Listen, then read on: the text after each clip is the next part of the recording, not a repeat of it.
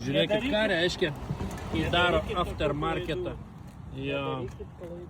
Uždėta purvo apsauga, uždėtas purvasargis ir per didelę duobę pakilo ir užlindo. Ir kas geriausiai, kad šitoje vietoje ir vairą nebeina tada pajudinti. Čia taip galėjom išsidrėpti. Eik tu savo. Va čia tai dalykas.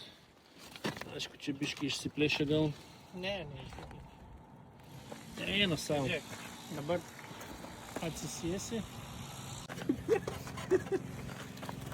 Pala, priekinis čia, ne? Va, tu jokio neįsi. Vienas, du, trys. Ne. Ne? Vai. Vienas.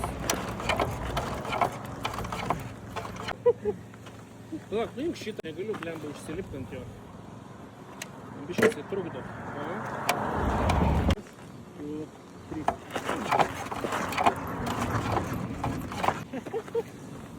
Gausim laužt. Ne, palauk. Bet tai kur čia per duobę, kokią pralėkė šitą nesupratau? Jinai palei pat kraštą paidėsi. Ai. Blemba, bet tu taip galėjai išsidrėpti. Eik tu savo. Ai! Nu jo, dar sugebėjau. Eik tu savo. Nu va, vaikai, prisidarot modifikacijų. Negerai. Va, šiaip ne taip išsukom. Žodžiu, išsukom vairą ir išmušom.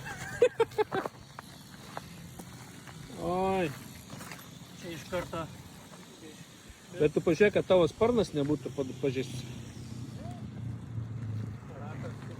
O, dar vienas gangsteris. Nu jo. Nu, okei. Modifikacijos. Žiūrėkit, ir kaip palieka pirštimis. Kai nepratę meistrauti. Nu jo. Blema, bet tu čia galėjai išsidrėpti.